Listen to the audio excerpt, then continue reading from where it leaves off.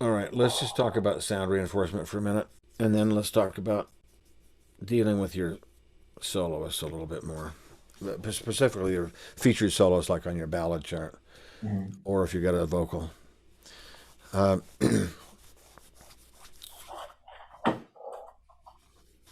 there's different attitudes about microphones on the big band. I mean, it depends to a certain extent on how large is the hall that you're playing in, whether you Mhm. need any reinforcement or not.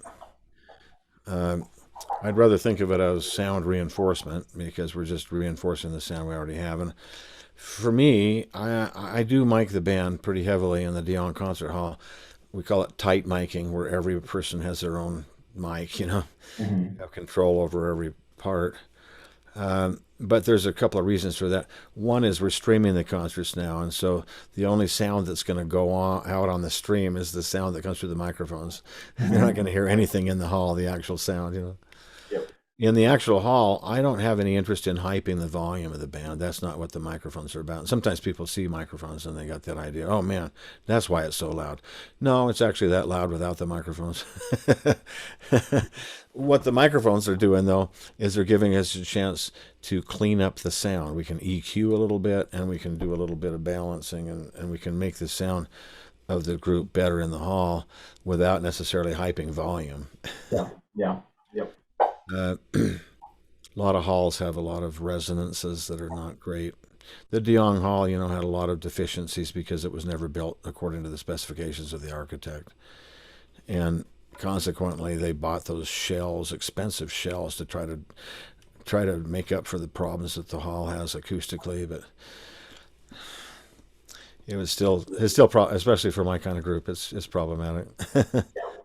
And so I feel like I need that bit of help to clean out the mud and stuff. And the band can sound pretty good just acoustically, but then you put it in a hall like that, and I feel like I need to grab it and get a little bit of control on it. Mhm. Yeah. But here's the problem: if you put a mic on everybody, you got to have people out front that know what they're doing. Yeah. Absolutely. Yeah. Because if they don't know what they're doing, all you've done is give them a way to destroy you. Way too much power. Yes, exactly. It can be scary. I don't know if you ever saw that Gary Larson cartoon. The caption at the bottom is Raymond's last day mixing sound.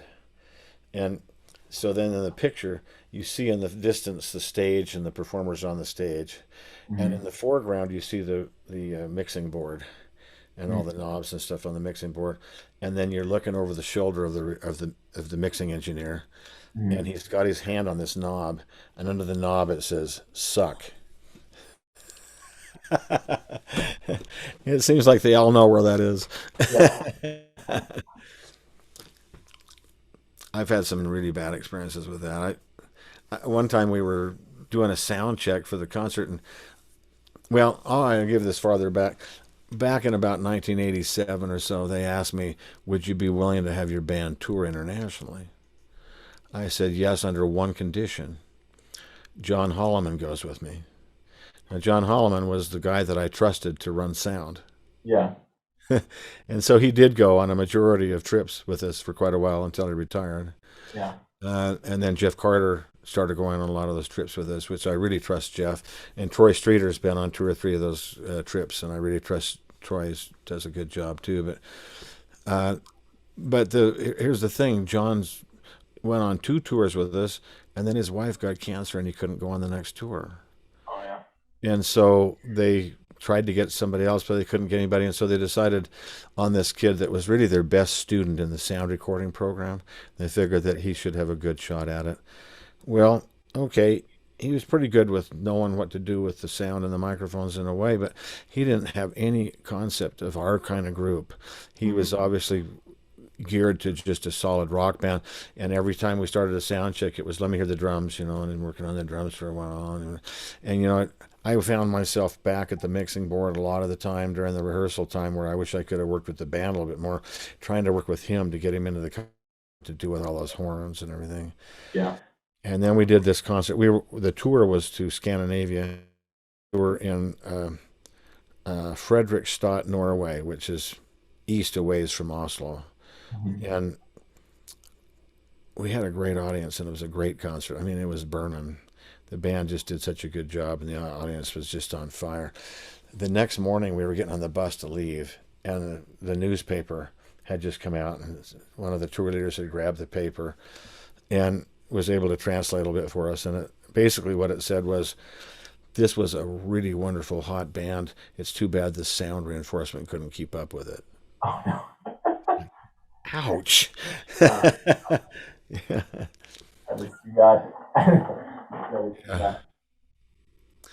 And after a little bit, John decided he was starting to lose some hearing, and he decided that it would be better if he stayed in the studio to help us get a good recording and have a different person in the hall. So they sent us another person from IT, technical services, and he didn't know anything about what we were doing either. And most of the rehearsal I was back. I realized that basically right off the bat that this was like piano solo with big band accompaniment in the bathroom in the other room. It's like, this is not working. I went out and tried to work, and plus it was like feedback city, feedback, feedback. It's like, and I went back and tried to work with the guy until I was totally frustrated. He didn't know. I mean, he lived to turn knobs. He had no clue what he was doing, what he was hearing. And so I went up to the recording studio where John Holloman was, and I said, "John, I'm usually pretty mild mannered, but if that guy sits behind the console another minute, I'm gonna strangle him with my bare hands." I think he got the message. He came out and ran the sound for the concert. Yeah. But been hit a couple of other times like that, and it's just like I've got to have control over that. So when I'm in a situation where I don't have control over that, we may go out to a school. We got a concert that night. I don't have any of my people with me. I will not run a lot of microphones. Instead, I'll have the mic on the piano, and then I'll have a couple of mics out front in a solo position where I can use them for soloists. Mhm. If I've got doubles in the sax section, like flutes and clarinets, then I might have two or three mics in the sax section where I can deal with that. Yeah. But the way I deal with that is I don't want the sound man to have power to leave that mic on. Okay, I see this happen a lot at festivals. The second tenor player has a solo, so the band director pulls the microphone over there because he's playing in place, and then he leaves the microphone there, and the sound guy doesn't have any clue about what to do with it, and so now it's like second tenor solo with big band accompaniment. Yeah. It just sounds awful. The balance of the band is completely destroyed. Yeah. You Yeah. know what I mean? Hmm. And even when you've got the microphone sitting over in front of the rhythm section where I like to have my soloists, and if they're just sitting there and they're just left on, you're going to get a lot of extra drum bleed, uh, and maybe guitar or bass, but mostly drums is the biggest problem. You have a lot of drum bleed coming in that microphone, and it may sabotage the sound of the band. Yeah. So here's what I do about this. When I don't know who I'm dealing with and I don't trust them, I turn the microphones around backwards. Yeah. They're all facing the audience until Mhm. I need it. And then I'll use it, and then I'll face back toward the audience with it. That makes sense. That way, the sound man has no power to sabotage my performance. Yeah. Well, I shouldn't say no power. He still has some power to sabotage the performance. I remember a microphone, and it was so loud. The sound man. I mean, I'm sorry. I'm pretty cool about some sound man because it's like they forgot to drill the holes where the ears go. It's like, what are Yeah. you thinking? but but David was smart enough to just step away from the microphone Yeah. and it played more acoustically. Yeah. So we have been sabotaged even by a single solo mic before, and you can be sabotaged by just having a mic on the piano. Yeah. So in the wrong hands, the piano's way too loud the whole concert. You know the problem. Right. So Yeah. that's what happens at the sound check is I make sure that the piano's balance is where it should be. Hmm. And I say, don't move it from there, please. Leave it alone. We've got it set. And if I feel like I'm hearing the piano go up, I might even say something over the microphone. Can you bring the piano back down, please? I'm not very bashful when it comes to that kind of stuff. Yeah, yeah, I'll say that in front of a whole audience. We need to hear something out of this monitor, please. It's not working. yeah. But typically, I take as much control as I can when somebody else is back there that I don't know and I don't trust. Yeah, yeah, that makes sense. I mean, it's your performance, right? So, And you understand that a microphone that we use on the stage has a tighter pattern. Now, if mhm, you go to church and you talk in the microphone at the stand, it's an omni. yeah, It's yeah, picking up all around. And so you see people stand up there and they'll sing a trio, and two of them are like over here and one is on it. That's not a good idea because the one right on it's going to be louder than the ones that are over here. It's going to screw up their balance. The one right on it should be back further, yep, to try to balance this, but it'll pick up all around. But mhm, think about it, if we put a bunch of mics like that on a stage where they're picking up all around, it's just a mess. So we're mhm, using microphones that have a tight pattern. It's called cardioid. And the tight pattern means that it's rejecting sound from the sides and yeah, from the rear, it's rejecting sound. That's why I can take control by turning the mic around backwards because it's rejecting the sound of the band. mhm. Yeah, that makes sense. Yeah. Yeah, But you also have to realize that you have to be on the mic because I've seen this happen a lot. We've got a solo mic set up. It's the jazz festival. A lot of high school bands going across the stage all day. And they'll come up and they'll be over here, kind of pointed at the mic sideways, and the mic's over here and they're pointed at it like this. The mic is rejecting them, you know, not helping. you gotta really get on the mic. Yeah. Yeah. And so we try to get try to get my soloist to realize you got to be right down the barrel of that microphone. That's where that Mhm, picks up your sound. You don't have to be right on the microphone. It's better if you're back a little bit from the microphone, but you need to have it pointed right at you. We mhm, were at the Montreux Jazz Festival perform. We recorded this concert actually. It was a live concert at Montreux Jazz Festival. This isn't the early one I was telling you about. This is actually another time we were at the Montreux Festival. We played there several times, but we were playing and we were doing all blues and really nice Vince Mendoza arrangement of this. And Ryan Williams was playing trombone and he stood up to the microphone. He was on the microphone, and then he closed his eyes. And without realizing, he had gradually drifted until he was not on the microphone at all. He was really off axis. yeah, So we're back home now trying to mix this for a CD. yeah. And we're listening to this. It's like, what happened to the solo? And then realized that he had gone off axis. Oh, funny. So all of a So, sudden, volume was way less. The EQ was different. yep. And thank heavens for automation because we were able to automate the volume so that right when he moved off the microphone, the automation, the volume started going up and the EQ started changing to match the. And actually, if you listen to that on the synthesis CD now, you won't notice that he did that. But that was some magic in the studio. Yeah. Oh, that's funny. Cool. When it comes to like a saxophone soloist, where I've just been told different things, and by not by people that I think know exactly what they're talking about. So that's why I want to ask you, Right. where do you point the microphone on a saxophone if they're standing up to do a solo?